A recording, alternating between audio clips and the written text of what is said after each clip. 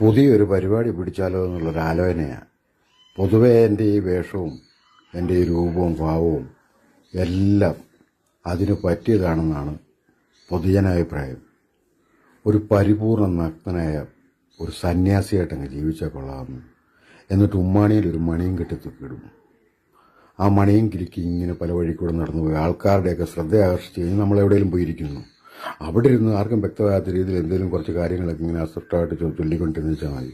അപ്പോൾ ഈ ഭരണാധികാരികളും ഈ ആർത്തി മൂത്ത പെണ്ണുങ്ങളും ആണുങ്ങളും അപാലവൃത്ത ജനങ്ങളും വന്ന് എൻ്റെ ഈ കൊഴുന്നകളുള്ള കാലേ വീഴും.